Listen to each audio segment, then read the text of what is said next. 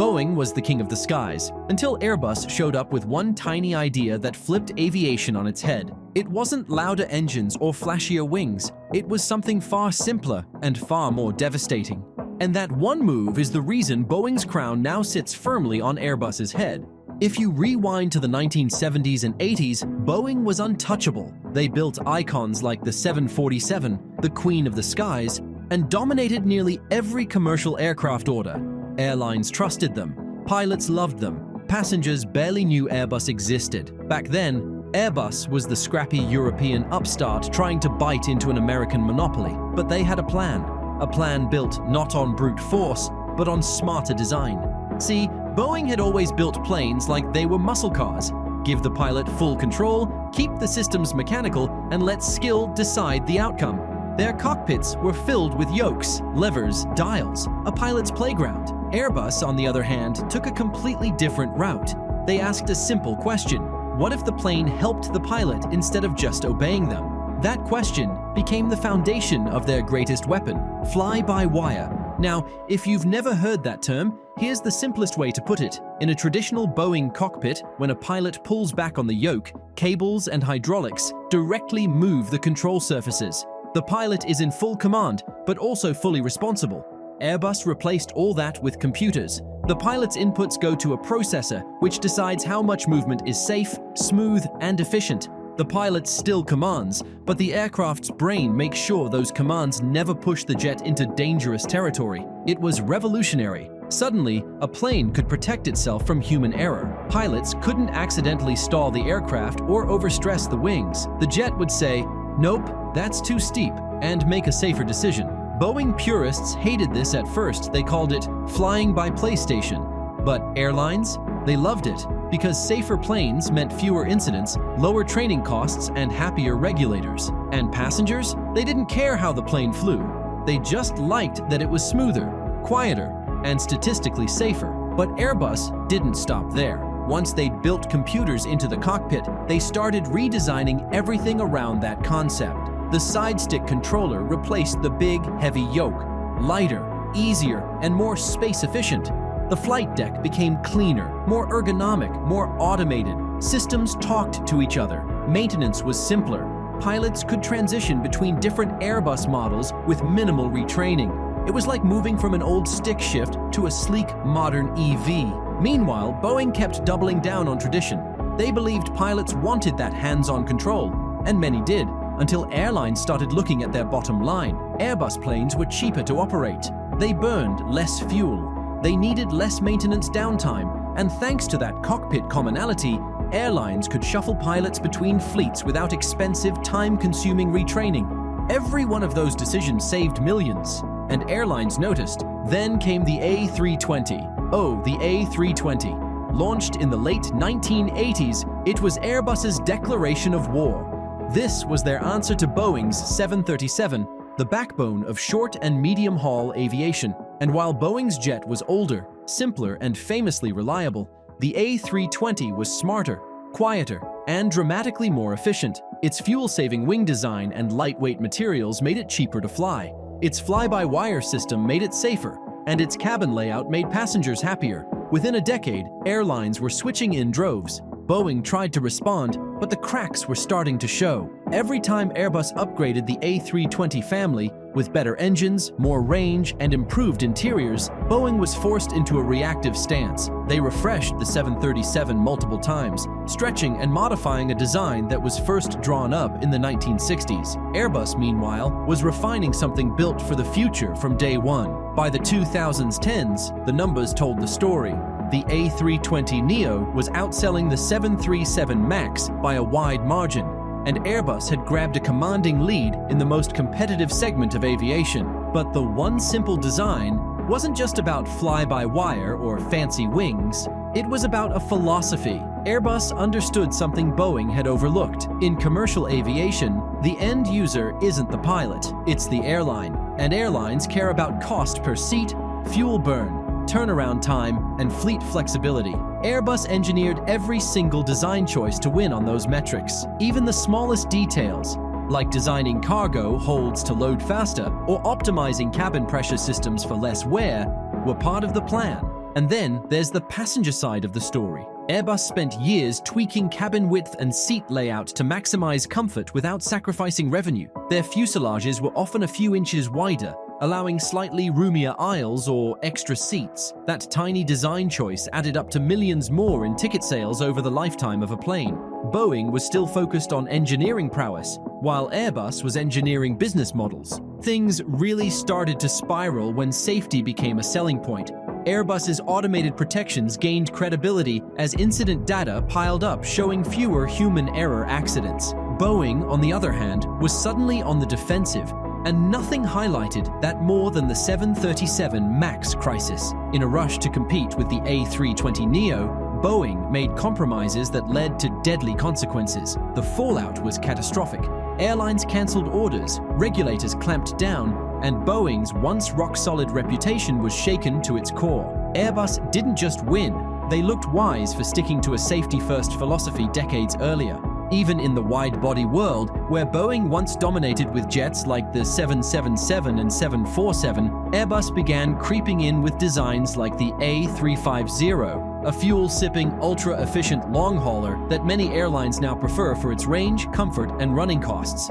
Boeing's 787 Dreamliner was an impressive response, but by then, Airbus had already established itself as the smarter choice across multiple categories. What's wild is that Boeing could have done many of these things first. They had the resources, the experience, the brand loyalty, but they clung to the old ways, and Airbus exploited every hesitation, step by step. Innovation by innovation, they eroded Boeing's dominance not with radical disruption, but with relentless, calculated design improvements. Airbus's rise wasn't just about building better planes, it was about shifting the entire playbook of the aviation industry. Once they proved that safety automation, fuel efficiency, and cockpit commonality could win contracts, they started pushing the philosophy even further. Every new model wasn't just a plane, it was a carefully calculated chess move designed to trap Boeing in a corner. Take the A321neo, for example. On paper, it's just a stretched version of the A320, but in practice, it opened a whole new market. It could fly farther, carry more passengers, and still operate from smaller airports, a sweet spot that airlines desperately wanted filled. Boeing had nothing similar ready. They'd been so focused on protecting their existing 737 market that they hadn't built a real competitor for that middle-of-the-market segment. Suddenly, Airbus wasn't just matching Boeing, they were creating new demand that only they could satisfy. And then came the A220, a smaller jet born from Bombardier's C-Series that Airbus smartly snapped up and rebranded. It was a surgical strike against Boeing's dominance in regional and short-haul routes. With its advanced materials, ridiculously low fuel burn, and surprisingly luxurious cabin, it gave airlines a reason to retire aging regional fleets. Boeing scrambled to counter it, but by the time they started talking about a new small plane, Airbus already had orders stacking up. What's brilliant here is how Airbus played the long game. Boeing spent decades reacting to competition, trying to protect its flagship products. Airbus spent decades redefining what airlines should expect from a plane. They anticipated demand shifts, regulatory changes, fuel price volatility, even pilot shortages, and they built those predictions into their designs. By the time Boeing realized what was happening, Airbus wasn't just a rival anymore. They were the new industry standard. Let's talk about another subtle but crucial advantage Airbus built into its planes: modularity. From the start, they designed aircraft families that shared parts, cockpits, and systems. That meant airlines could maintain and operate them more cheaply and efficiently. Need to expand your fleet? Great! You can order a bigger Airbus and your pilots are already certified. Need to cut costs? The same spare parts and maintenance teams can service multiple models. Boeing's lineup, while iconic, often lacked that kind of seamless interchangeability. Each model was a slightly different beast, requiring different training, maintenance, and logistics. And when it came to long-haul innovation, Airbus didn't hesitate to go bold. The A350, for instance, is one of the most fuel-efficient wide-body jets ever built. It uses lightweight carbon composites, advanced aerodynamics, and next-generation Rolls-Royce engines that sip fuel rather than guzzle it. But beyond the tech specs, Airbus focused on passenger experience: better humidity levels, lower cabin altitude, larger windows, quieter interiors. Those features didn't just make passengers happy, they gave airlines powerful marketing points and helped justify premium ticket prices. Boeing's 787 Dreamliner did much of the same, but Airbus had learned from Boeing's design choices and pushed the execution even further. The result of all these moves is staggering. Airbus went from a scrappy European newcomer in the 1970s to delivering more planes annually than Boeing by the 2010s. In some years, they've controlled well over 60% of the global narrow-body market, a segment that's the bread and butter of commercial aviation. And while Boeing still has strength in certain areas, the psychological tide has turned. In the eyes of many airlines, Airbus is no longer the alternative. It's the default. Even Boeing's biggest missteps have played directly into Airbus's hands. The 737 MAX crisis wasn't just a PR disaster, it was a business opportunity. Airlines that had ordered MAX aircraft began canceling or switching to the A320neo family. Regulators increased scrutiny, slowing Boeing's development timelines. And the public's trust, something that takes decades to build, took a major hit. Airbus didn't need to exploit the situation. They just had to stay the course, deliver reliable aircraft, and let Boeing trip over its own feet. But perhaps the most telling sign of Airbus's dominance is how they've forced Boeing to change its own design philosophy. Boeing, once proud of its pilot-centric approach, is now incorporating more automation and computer-assisted systems.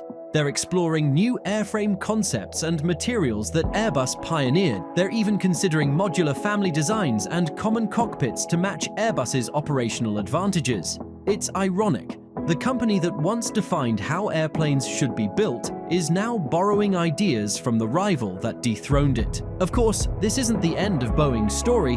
They're still a powerhouse with unmatched experience in large aircraft manufacturing, defense, and space. And when Boeing gets it right, they really get it right. The 777 remains one of the most successful wide-body jets ever built, and the 787, despite its rocky start, is a masterpiece of modern engineering. But in the commercial airline space, the reality is undeniable. Airbus has set the pace, and Boeing is playing catch-up. The rivalry is entering a new phase now. Both companies are betting big on sustainability, exploring hydrogen propulsion, hybrid electric designs, and even fully autonomous flight. Airbus already has prototype programs in motion, and they're pushing hard for a hydrogen-powered commercial jet by the 2030s. Boeing is investing too, but their timeline is less aggressive, and their strategy more conservative. Once again, we're seeing that same philosophical split. Airbus wants to shape the future, while Boeing wants to respond to it. And that brings us back to the original question. How did Airbus destroy Boeing with one simple design? It wasn't a single bolt or wingtip or piece of code, it was a mindset. Airbus looked at an industry obsessed with tradition and asked, how can we make flying smarter? That question led to fly-by-wire. It led to safer cockpits, more efficient wings, more modular fleets, and happier passengers. It transformed Airbus from an underdog into a global giant. Boeing, for all its legacy and brilliance, underestimated how powerful a single design philosophy could be. They believed their size and reputation were enough. Airbus proved that ideas could be bigger than both. And now, decades later, that one simple shift in thinking has reshaped the entire aviation landscape and left Boeing staring at contrails disappearing ahead of them. The skies may still be shared, but the story of modern aviation is now written in Airbus blue. And if Boeing wants to reclaim the crown, they'll need more than a new plane. They'll need a new way of thinking. If you enjoyed this deep dive, hit that like button, drop a comment with which aircraft you'd love to fly on, and subscribe for more stories that take you behind the battles shaping our world above the clouds.